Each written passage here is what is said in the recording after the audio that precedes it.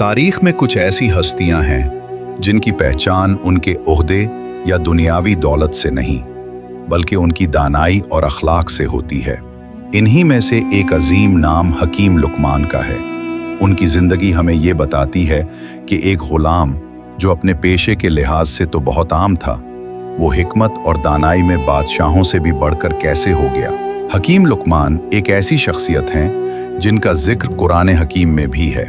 अल्लाह ने उन्हें नबूवत तो नहीं दी, लेकिन हिकमत का अजीम तोहफा ज़रूर अता किया। ये हिकमत उनके हर अमल और हर बात में नज़र आती थी।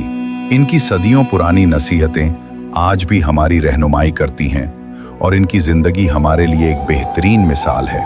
आज हम इनकी ज़िंदगी के मुख्तलिफ पहलुओं को समझेंगे, ख़ास तौर पर इनके पेशों और इनके किरदार के बारे में।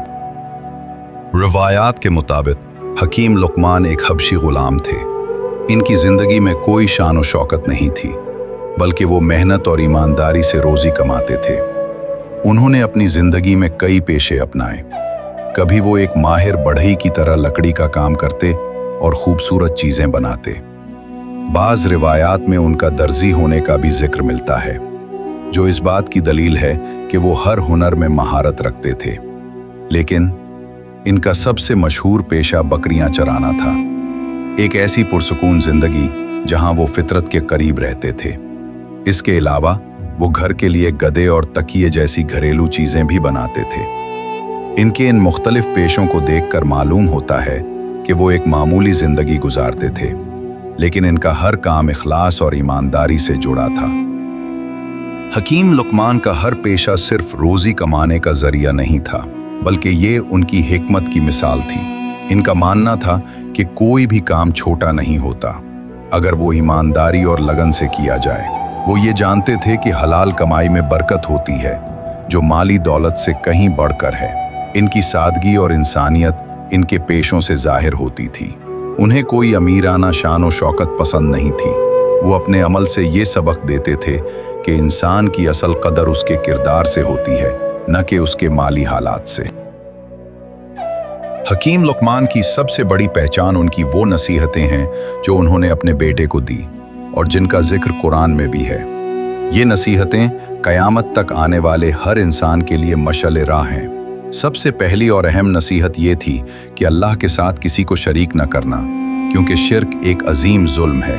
इसके बाद उन्होंने अपने बेटे को वालिदैन का एहतराम करने की ताकीद की और फरमाया कि इंसान को अपने अखलाक बेहतर रखने चाहिए। उन्होंने कहा कि लोगों से तकब्बुर से पेश ना आओ, ज़मीन पर अकड़कर न चलो और अपनी आवाज़ को नीची रखो, क्योंकि सबसे बुरी आवाज़ गधे की होती है। ये सब नसीहतें हमारे लिए ज़िंदगी गुजारने का एक सुनहरा उसूल हैं। इनकी दानाई की एक और मिसाल इनके मालिक का वाक़या है। एक मर्तबा इनके मालिक ने इनसे बकरी के 2 सबसे अच्छे और 2 सबसे बुरे हिस्से लाने को कहा। हकीम लुकमान पहली मर्तबा दिल और ज़बान लेकर गए। जब दोबारा बुरे हिस्से लाने को कहा गया तो वो फिर से दिल और ज़बान ही लेकर आए। इनके मालिक ने हैरानी से पूछा, ये क्या है? हकीम लुकमान ने मुस्कुराते हुए जवाब दिया, जब ये अच्छे हों तो इनसे बेहतर कोई चीज़ नहीं, और जब ये बुरे हों तो इनसे बुरी कोई चीज़ नहीं। इनका जवाब ये जाहिर करता है कि इंसान की ज़बान और दिल में तमाम खूबियाँ और खामियाँ छुपी होती हैं। हकीम लुकमान की ज़िंदगी हमें ये सच्चाई बताती है कि हिकमत और दानाई का ताल्लुक इंसान के पेशे या माली हालत से नहीं होता, बल्कि इसका ताल्लुक इसके दिल की नीयत, उसकी ईमानदारी और उसके किरदार से है।